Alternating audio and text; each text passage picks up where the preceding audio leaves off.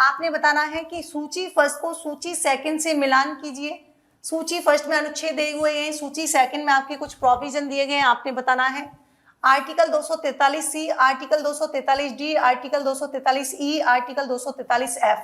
पंचायतों की अवधि, स्थानों का आरक्षण, पंचायतों की संरचना, सदस्यों के लिए निरहता। फटाफट से बता दीजिए क्या करेक्ट आंसर होगा। 1 2 3 4 या फिर 2 3 4 5 या फिर 4 2 1 3 या फिर 3 2 1 4 या फिर 4 3 2 1। फटाफट से बता दीजिए क्या करेक्ट आंसर होगा।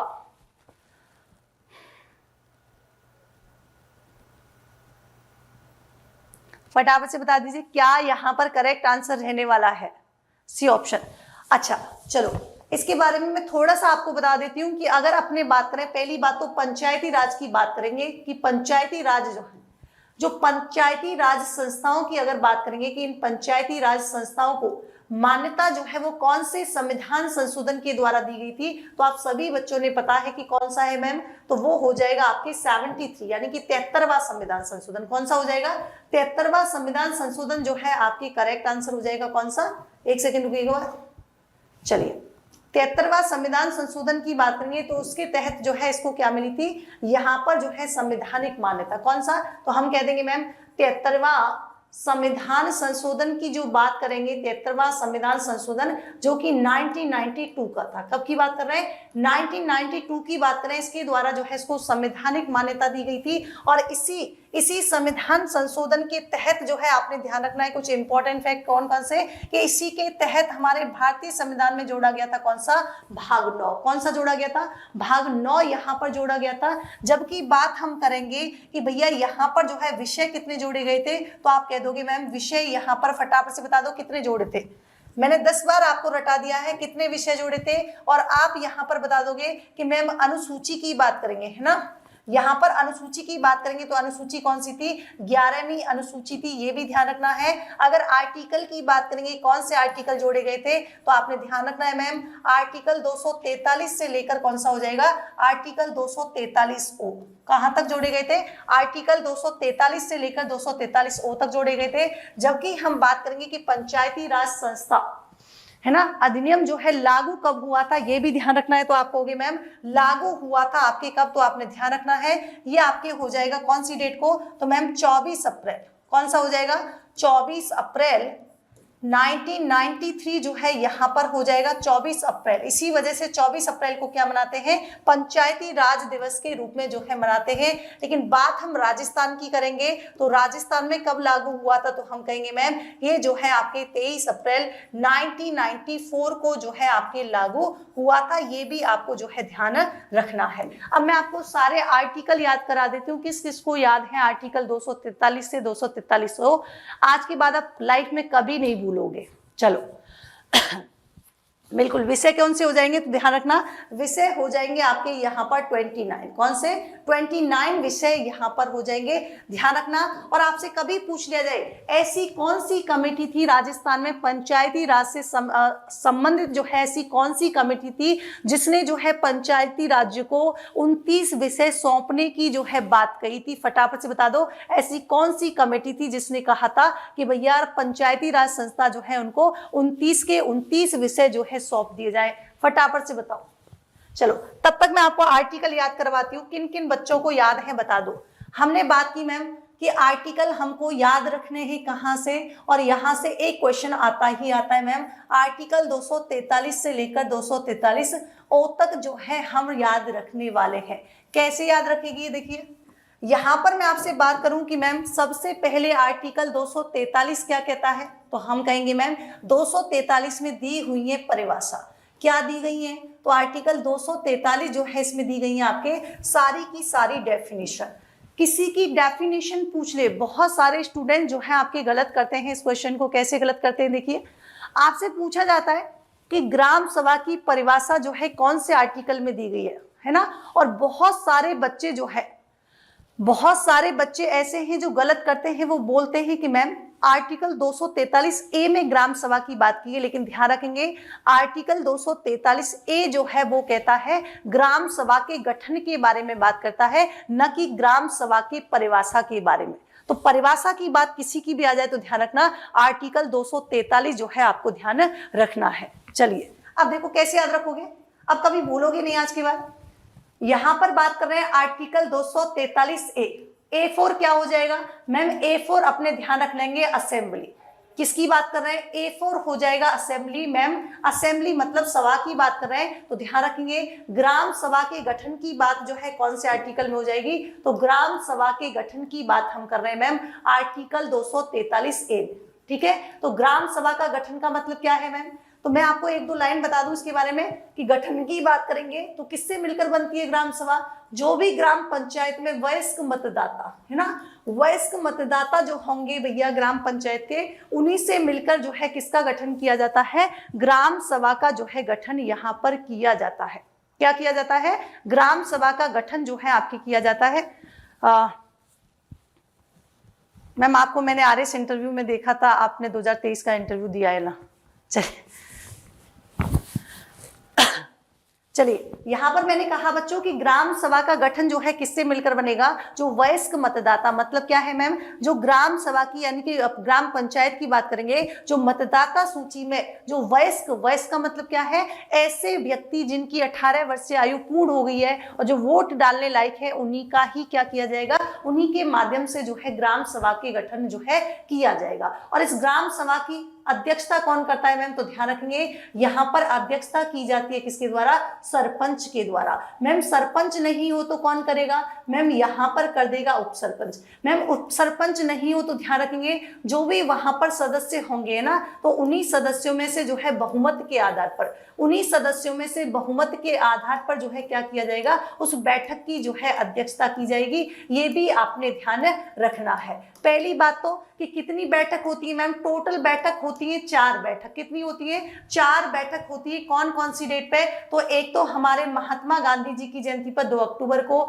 एक हमारे होती है 26 जनवरी को, एक हमारे होती है मैम 15 अगस्त को, और एक होती है हमारे यानी कि 1 मई, जिस दिन हम मनाते हैं कौन सा दिवस, तो हम मनाते हैं लेबर डे के रूप में, यानी कि श्रम दिवस के रूप में जो है आप मनाते हैं। ये भी आपने ध्यान रखना है। ठीक है, फिर बात करें मैम ग्राम सभा की कोरम की बात करेंगे। कोरम जो है, कोरम यानी कि गढ़पूर्ति कितनी होनी चाहिए, तो मैम ये होनी चाहिए 1/10। कितनी होगी, 1/10 होनी चाहिए। न्यूनतम बैठक की बात करेंगे तो मैम न्यूनतम बैठक कितना, तो ध्यान रखिए न्यूनतम बैठक जो है आपकी 2 होनी चाहिए, और दोनों बैठकों के मध्य जो है कितना, तो 6 माह का अंतराल होना चाहिए। मतलब 6 माह से ज्यादा का अंतराल जो है दोनों बैठकों के मध्य नहीं होना चाहिए।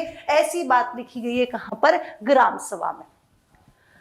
चलिए बहुत बहुत बधाई हो आपको।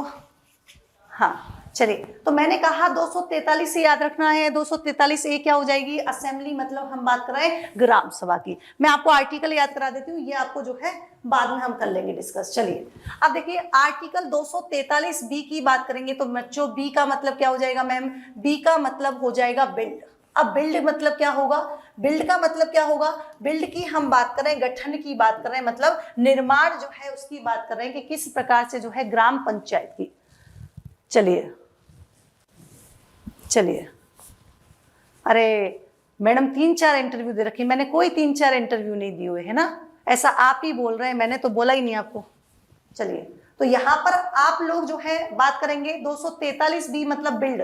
अब बिल्ड का मतलब आपको ध्यान रखना है कि हम यहाँ पर किसकी बात कर रहे हैं, तो हम यहाँ पर जो है ग्राम पंचायत की जो है किसकी बात कर रहे हैं, निर्माण की जो है हम बात कर रहे हैं, संरचना है ना, कि गठन की बात कर रहे हैं, ये भी आपने ध्यान रखना है। फिर आर्टिकल 243C की बात करेंगे कि सी की बात करेंगे, तो सी से क्या हो जाएगा, संरचना हो जाएगी। क्या हो जाएगा, सी से स्ट्रक्चर यानी कि संरचना की बात कर लेंगे। और संरचना में किसकी बात करेंगे, तो यहाँ पर जो है क्या है भैया, पंचायत समिति का जो है संरचना स्ट्रक्चर की बात हम यहाँ पर कर रहे हैं। बिल्कुल पंचायतों के गठन की बात जो है यहाँ पर की गई है। अमन ऐसा आप ही ने कहा है, उसके लिए बहुत आप ही झूठ बोल रहे हो है ना, तो मैं तो क्या ही झूठ बोल रही हूँ। चलो बढ़िया है। चलो अब 243C की बात कर ली। आगे देखिए 243D की हम बात करेंगे, तो डी किसके बारे में बात करता है, डी से हो जाएगा दबे लोग। अब दबे हुए लोग कौन है, तो आप कहोगे मैम दबे हुए लोग व्यक्ति हैं कौन सा, बुरा मत मानिएगा, इससे याद करवाने के लिए करवा रही हूँ। SC ST और महिला जो है ये कैसे हैं, दबे हुए लोग हैं, मतलब याद करवाने के लिए है, ऐसा कोई व्यक्तिगत वो नहीं है किसी को हर्ट करने का। तो दबे लोग जो है इसका मतलब क्या है, यहाँ पर दबे लोगों को क्या दिया जाएगा मैम, पंचायत में जो है आरक्षण की बात करता है कौन सा, आर्टिकल 243D। कौन सा है, 243D जो है वो बात करता है किसके बारे में, आरक्षण के बारे में। ठीक है, चलिए यहां पर आर्टिकल 243E की बात करेंगे तो ई का मतलब क्या हो जाएगा, ई का मतलब हो जाएगा ईयर। ईयर का मतलब हम क्या कह रहे हैं कि कहीं ना कहीं हम कार्यकाल की बात करें तो ध्यान रखना, यहां पर हम बात करेंगे पंचायतों के कार्यकाल की। किसकी बात करेंगे, यहां पर हम बात करेंगे पंचायतों के कार्यकाल की। किसकी, पंचायतों के कार्यकाल की बात करेंगे। तो आर्टिकल 243E में क्या हो गया, पंचायतों के कार्यकाल की बात हो गई। ठीक है, चलिए अब देखिए चलिए हाँ बिल्कुल पीरियड की बात हो गई। अब देखो ई के बाद क्या आता है, A B C D E F. तो एफ का मतलब क्या हो जाएगा, एफ का मतलब आप लोग कनेक्ट कर लेना मैम, फेल। अब फेल का मतलब हो गया, मतलब फेल हो गया तो मतलब वो व्यक्ति कैसा हो गया, अयोग्य हो गया। कैसा हो गया, अयोग्य हो गया। तो इसका मतलब पंचायतों के सदस्यों की अयोग्यता, पंचायतों के सदस्यों की अयोग्यता, पंचायतों के सदस्यों की अयोग्यता का जो है, पंचायतों के सदस्य की अयोग्यता, ये कौन से आर्टिकल में बताया गया है, तो ध्यान रखेंगे आर्टिकल 243F। कौन सा हो जाएगा, आर्टिकल 243F हो जाएगा। ठीक है, फिर बात करेंगे EF, फिर क्या आएगा बताओ, ABCDEFG। तो जी का मतलब क्या हो जाएगा मैम, जी का मतलब हो जाएगा जीनियस। क्या हो जाएगा, जी का मतलब आपको लेना है जीनियस से। तो जीनियस कौन होगा, जिसके पास शक्ति होगी। तो ध्यान रखना यहां पर किसकी बात की गई है, पंचायतों की शक्ति। तो पंचायतों की शक्ति के बारे में जो है कहां पर प्रावधान है, तो आप कहोगे मैम पंचायतों की शक्ति का प्रावधान जो है आर्टिकल 243G कहता है। कौन सा, आर्टिकल 243G जो है उसमें दिया गया है किसके बारे में, पंचायतों की शक्ति के बारे में। फिर देखो ABCDEFG H। अब H का मतलब क्या है, H का मतलब आपको लेना है, कनेक्ट करना है होम टैक्स से। किससे कनेक्ट करना है, आपको याद रखना है मैम, होम टैक्स की बात करें इसका मतलब क्या हुआ, पंचायतों को कर अधिरोपित करने की शक्ति। ध्यान रखेंगे पंचायतों को कर अधिरोपित करने की शक्ति जो है, पंचायतों को कर अधिरोपित करने की शक्ति जो है वो कौन से आर्टिकल में दी गई है, अधिरोपित करने की शक्ति जो है कौन से आर्टिकल में, तो आप कह दोगे मैम आर्टिकल 243H। कौन सा है, आर्टिकल 243H जो है वो किसका कहता है, तो वो कह रहा है आपके कौन सा, आर्टिकल 243H, पंचायतों को कर अधिरोपित करने की शक्ति जो है यहां पर दी गई है। बिल्कुल हाँ, पंचायतों की शक्ति, बिल्कुल बिल्कुल। चलो अब देखो ABCDEFGHI। अब बात आती है आई की, तो आई को हाँ आई में देखो क्या दिया गया है, तो आप सभी को पता है आई तो बहुत कॉमन है, वित्त आयोग की जो है बात दे रखी है। तो 243 आई जो है, 243 आई किससे रिलेटेड है, तो हम बात करेंगे कि यहाँ पर पंचायतों की वित्तीय समीक्षा की जांच के लिए जो है प्रत्येक राज्य में क्या होता है, यहाँ पर राज्य वित्त आयोग का गठन किया जाता है। किसका, राज्य वित्त आयोग का जो है गठन किया जाता है। तो राज्य वित्त आयोग के बारे में जो है आर्टिकल 243 आई कहता है। ठीक है, बिल्कुल। अब देखो यहाँ पर आई के बाद क्या आता है, ABCDEFGHI जे, है ना। तो 243 जे की बात करेंगे तो जे से ध्यान रखना है मैम, जे से हो जाएगा जांच। अब जांच जो है भैया पंचायतों की लेखा परीक्षा, किसकी बात कर रहे हैं, लेखा परीक्षा का प्रावधान जो है किसमें दिया गया है, आर्टिकल 243 जे में दिया गया है। कहां पर दिया गया है, आर्टिकल 243 जे में दिया गया है, ये भी आपने ध्यान रखना है। अब देखो जे की बात क्या आता है, के। तो आप सभी को पता है 243 के की बात करेंगे तो के में तो भैया मैंने कितनी बार आपको रटा दिया है, कौन सा, राज्य निर्वाचन आयोग की। किसकी बात कर रहे हैं, राज्य निर्वाचन आयोग की जो है हम यहाँ पर बात कर रहे हैं। तो राज्य निर्वाचन आयोग जो है वो किसके चुनाव करवाता है, आप सभी ने पता है कि मैम ये करवाता है पंचायती राज संस्थाओं के, आर्टिकल 243 के तहत। जबकि नगरीय निकाय चुनाव की बात करेंगे तो ध्यान रखेंगे नगरीय निकाय के चुनाव जो है ये कौन से, तो आर्टिकल 243 ZA जो है इसमें क्या करवाता है, नगरीय निकाय के जो है चुनाव करवाता है।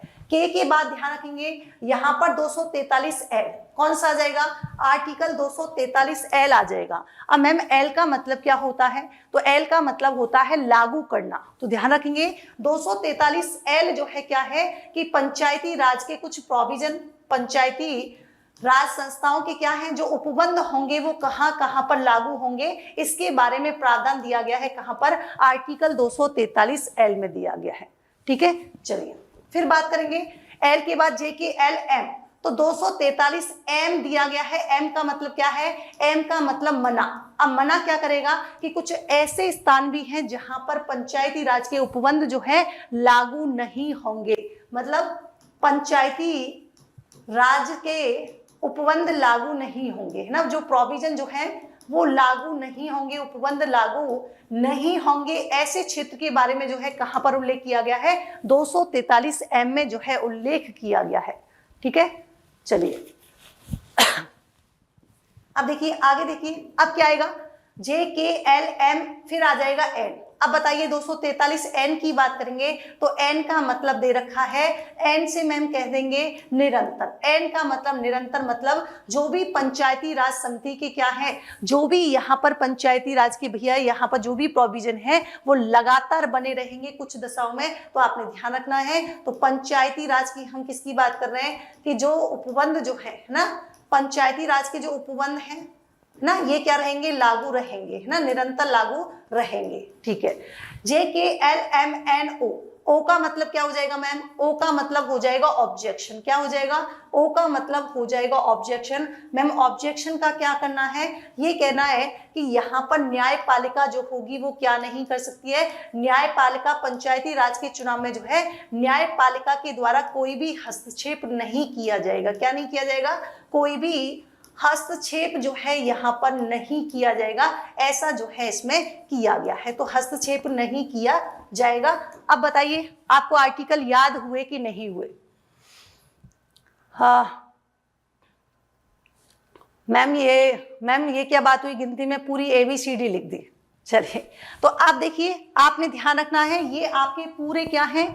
पंचायती राज संस्थाओं से रिलेटेड जितने भी आर्टिकल 243 से लेकर 243 ओ तक जितने भी आर्टिकल हैं वो अब याद रखना है ना। चलो अब तो याद रहेंगे बिल्कुल। अब आज के बाद भूलने नहीं है आप सभी बच्चों को कि आपको याद रखने हैं कि भैया ये जो है आपके क्या है, पूरे आर्टिकल हैं। आपसे कोई भी आर्टिकल पूछ ले, आपको एक सिंगल आर्टिकल जो है क्या नहीं करना है, अपना गलत नहीं करना है।